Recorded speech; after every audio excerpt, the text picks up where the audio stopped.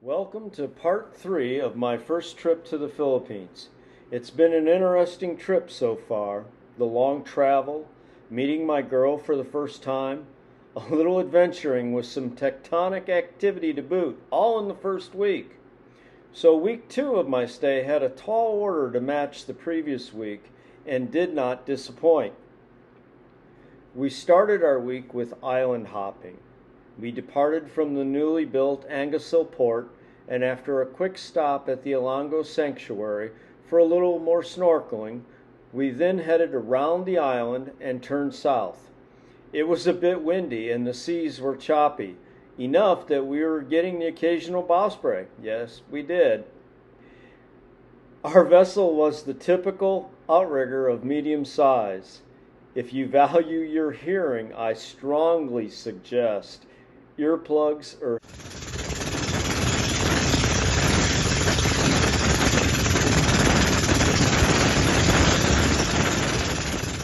headphones. They are loud. It took us about 2 hours to reach our first destination, Pandolan Island. In the distance, we could see the shoreline and mountains of Bohol. It was lunchtime, so the crew fired up the charcoal grill to cook the kebabs that we put together for the trip.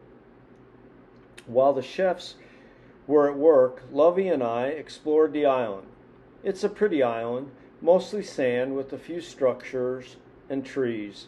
The island has two parts, the tourist end, which is the beach, and the populated island.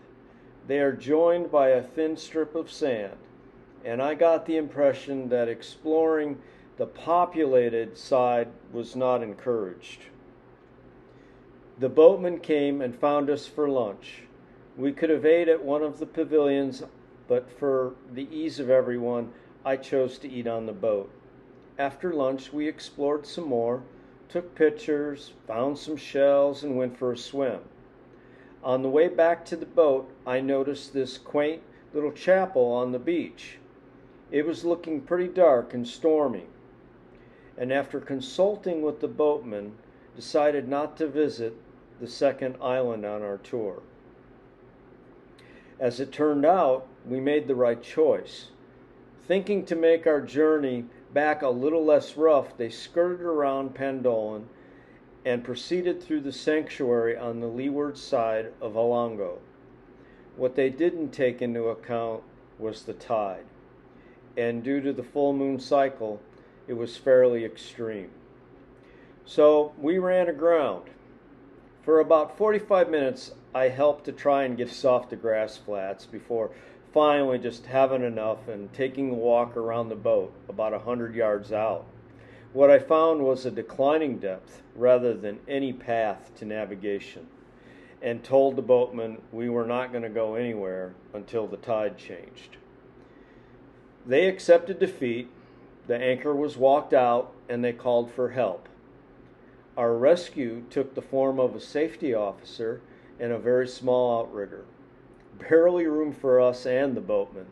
To give perspective to how stuck we really were, we had to walk out a quarter mile to the rescue boat, and then he had to pull out for quite a ways before being able to use the motor to get underway. After a slow and wet trip back to the pier, it was just starting to get dark, so our tour ran a bit long. These were good guys, and they just made a mistake. Without asking, they refunded a large portion of our tour. We walked a short distance back to our condo and just had dinner at the lobby restaurant that evening. Then took a walk around the community. It was good to just relax. The next couple of days, we just hung out, taking trike rides from the community gate to the Quezon National Highway, and from there walking around. I found the street markets very interesting. I mean, look at this meat market. You may have an issue with it not being refrigerated and open as it is, but it's probably healthier than the product we get in the grocery store. It has none of the growth hormones or other drugs our meat is full of. All of this product is locally produced and processed. The same goes for the fruits and vegetables, of which there is a huge variety. Even the 6 or 8 varieties of rice are grown here in the Philippines. Shoes are popular, it seems. There was store after store just loaded with shoes, though probably not many in my size. Our next trip was to Oslab to see the whale sharks. We had to get up early for this one, 3 a.m. to be exact. We arrived around 6:30 that morning.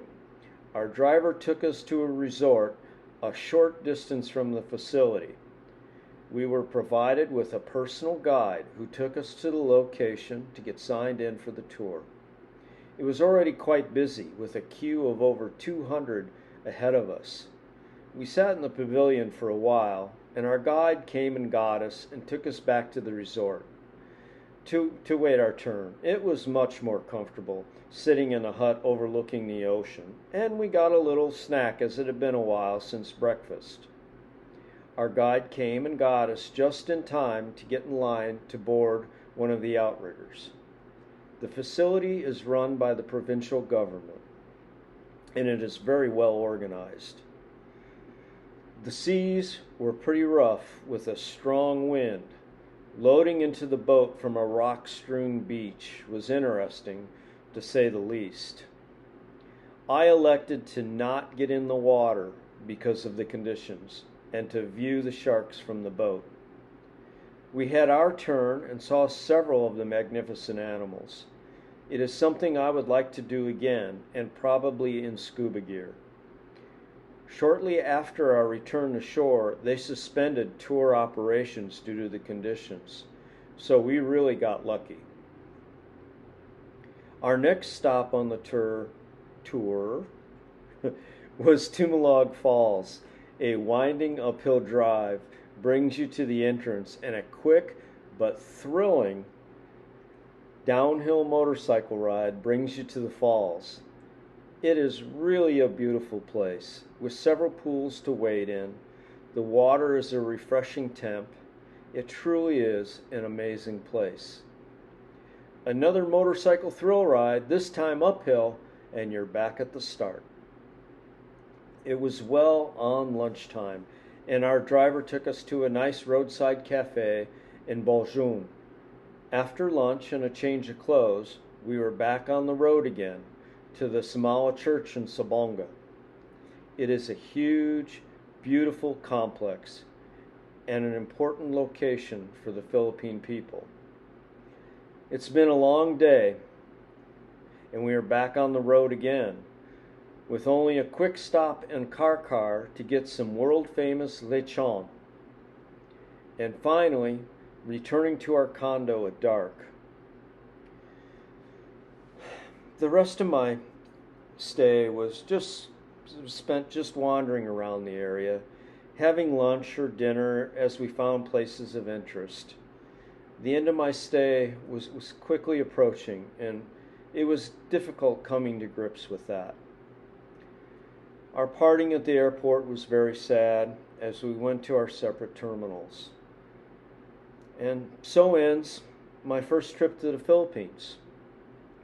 The good news is that I am only 33 days away from my next trip and will be staying for a month this time. I look forward to sharing this upcoming trip with you and promise more adventures and insights. And as always, thank you for watching.